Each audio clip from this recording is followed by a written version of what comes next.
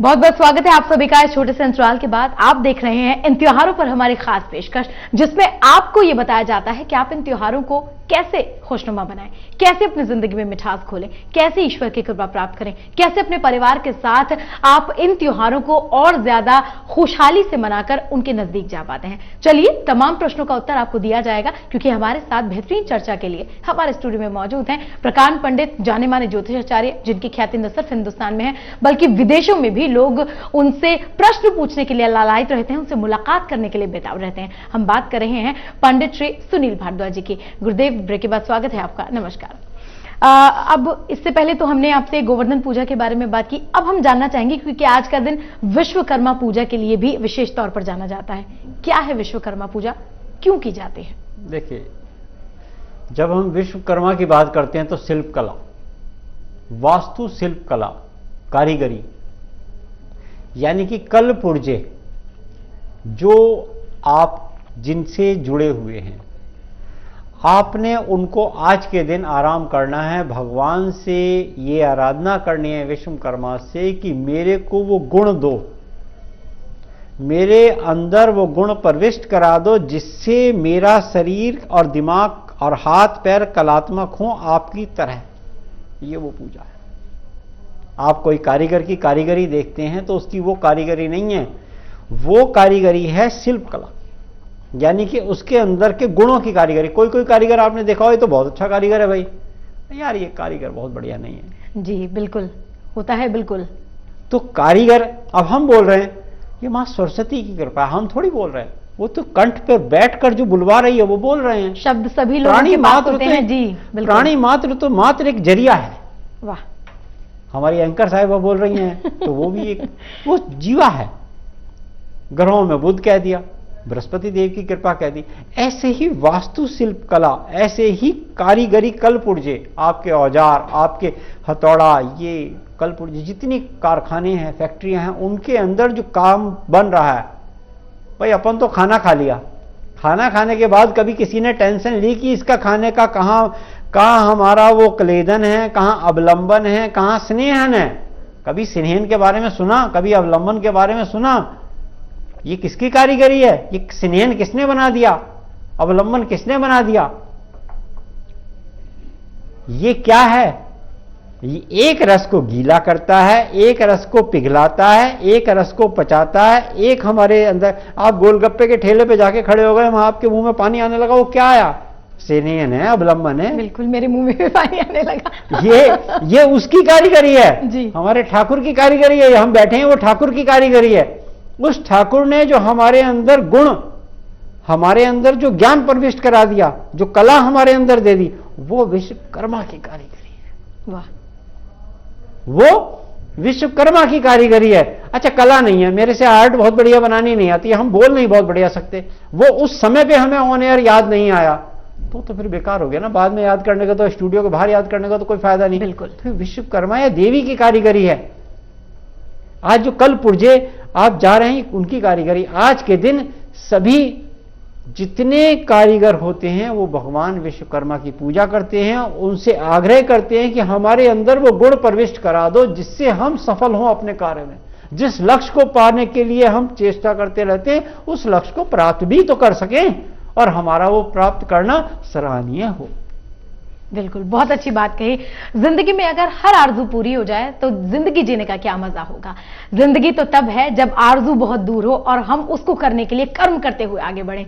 कर्म करना, विश्वकर्मा, विश्व में जितने भी कर्म करने के साधन हैं उन्हीं को मनाने का नाम है विश्वकर्मा। तो आज के दिन विश्वकर्मा की पूजा करनी है, हमें भगवान विश्वकर्मा को मनाना है, ताकि जितने भी हमारे कर्म के साधन हो, जैसे कि पंडित जी ने हमें बताया, चाहे वो हल हो, चाहे वो कंप्यूटर्स हो, चाहे वो पेन हो, चाहे वो किताब हो, जितने भी जरिए हैं जिनके जरिए हम काम करते हैं, उन जरियों को और ज्यादा सशक्त ईश्वर हमारे हाथों के जरिए कराए, हमें इतना गुण दे, हमारी मेहनत को इतना फल हमें मिल जाए कि हम जो कार्य करें वो एकदम बेहद खूबसूरत तरीके से हो और परिपूर्ण तरीके से हो। यही है विश्वकर्मा पूजा। गुरुदेव, आपसे और जानना चाहेंगे कि हमें इस पूजा को किस तरह से करना है, इसकी पूजन विधि क्या है? देखिए, बहुत सरल है। प्रातः काल आप जाएं, जैसे पूरी दुकान पर जाते हैं, स्थान पर जाते हैं, अपने कारोबार में जाते हैं, फैक्ट्री में जाते हैं, जो आपके पुर्जे हैं, जो आपके औजार हैं, उन औजारों को गोमूत्र गंगा जल से पवित्र कीजिए। आज के दिन उन्हें रेस्ट देना, आराम देना, यानी कि उनको चलाना है और भगवान से उनके लिए उनका ऑरा बढ़ाना, उनको चलने की आज्ञा देनी। आप जाकर भोग, मिष्ठान जो आप पे यथाशक्ति जुड़ा सकती हैं, फूल, पुष्प, तिलक, रोली, अक्षत, स्वास्तिक बनाइए, ओम बनाइए, ओम स्वास्तिक श्री बनाइए। अगर आप बना सकते हैं तो अति उत्तम, ब्राह्मण को बुला सकते हैं तो अच्छा है, नहीं बुला सकते तो स्वयं पूजा करें।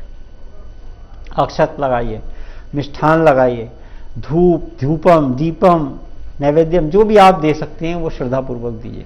इसके पश्चात आप आरती कर सकते हैं विश्वकर्मा की, बहुत उत्तम। अगर आप पूजा कर सकते हैं तो बहुत अच्छे, जो ये श्रद्धा से कर लें। तत्पश्चात आप उनको रेस्ट के लिए छोड़ दें। अच्छा, उस दिन आप वहां पे सोए नहीं जी, सोना नहीं है उस दिन, वहां पे जाके सोना नहीं। उस दिन आपने सब आराम करना है, कोई काम नहीं करना आपने। खाली उनको औजार हैं, शक्तियां हैं, जितनी पुर्जे हैं, कारखाने हैं आपने पूर्ण रूप से प्रसाद वितरण करके आज आपका अवकाश, छुट्टी का दिन है, यानी कि आज आपने रेस्ट डे बनाना है। यही आपकी पूजा का विधान है, सरल पूजा का विधान है। संध्या काल के समय आप ज्योत प्रचंड करें, क्योंकि ये दिन हमारे जो नवरात्रे चलते हैं, जैसे तो 9 दिन होते हैं, दिवाली के 5 पर्व होते हैं, 5 दिन होते हैं, तो उन दिनों में एक है संध्या काल में अंधेरा नहीं रखना।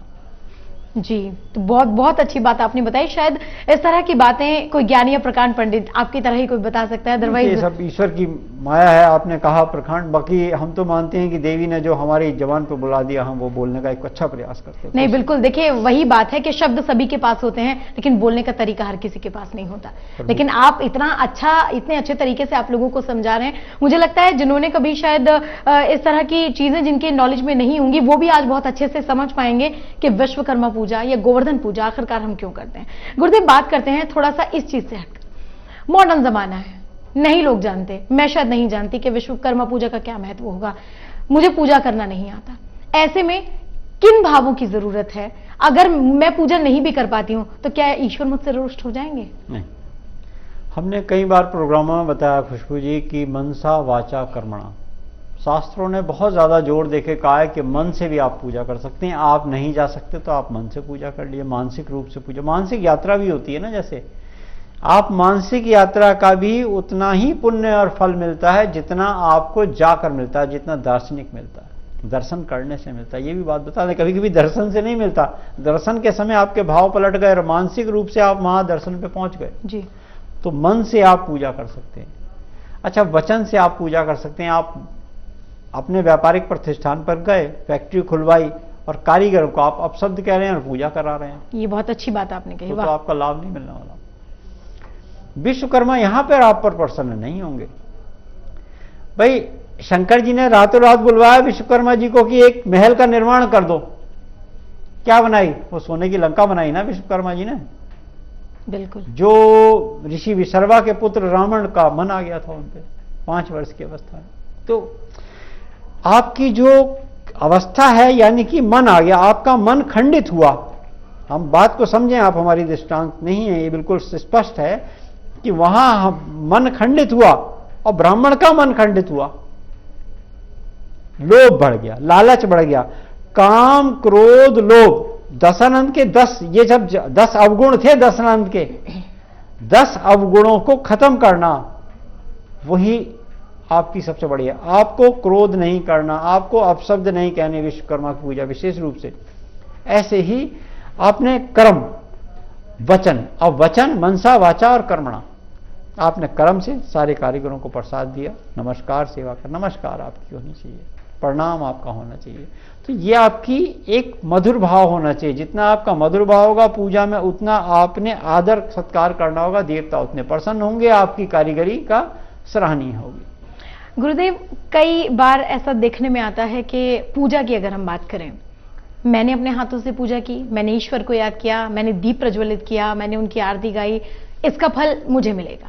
लेकिन मैं पूजा ना करूं, क्योंकि आजकल जो स्टेटस वाली बात होती है, तो लोग ये कहते हैं कि हम नहीं, हमने तो इन कार्यों के लिए दूसरे लोग रखे हैं। क्या इसका फल लगता है? देखिए, एक बहुत अच्छी बात है आपकी। जब हम कहते हैं कि हम कोई दान करते हैं, हमने दान, आपका तात्पर्य हुआ जैसे हमने कोई दान किया, पंखा लगवाया, कूलर लगवाया, फ्रिज लगवा दिया, किसी मंदिर में लगवा दिया, नाम लिखवा दिया अपना। दान होना चाहिए गुप्त। और उसमें कहता हरि ओम तत्सत, इसका फल विष्णु को मिले, मुझको ना मिले। यानी कि आपने ब्राह्मण से पूजा कराई तो ब्राह्मण को दक्षिणा दी ना आपने, मंत्र, क्योंकि वो ब्राह्मण ने पढ़े। यानी कि आपके एवज में ब्राह्मण ने वो मंत्र पढ़े, क्योंकि आपको वो यथाशक्ति उतनी आते नहीं है, उतने मंत्र आप जानते नहीं है, तो ब्राह्मण ने मंत्र पढ़ दिए, मगर ब्राह्मण को उसके दक्षिणा दिया आपने, तो उसका फल आपको बराबर मिलेगा। हमने कहा कि मन से जुड़ जाओ, आपके भाव होने चाहिए। ठीक है, आप किसी की निंदा मत कीजिए, पूजा मत करें तो किसी की निंदा भी नहीं करनी चाहिए।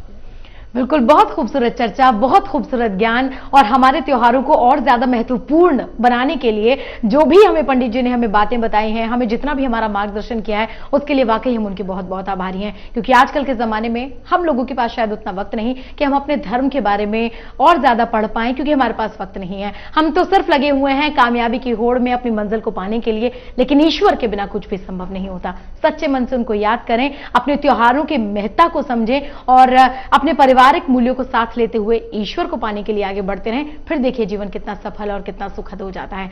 आप सभी को गोवर्धन पूजा की और विश्वकर्मा पूजा की ढेर सारी शुभकामनाएं।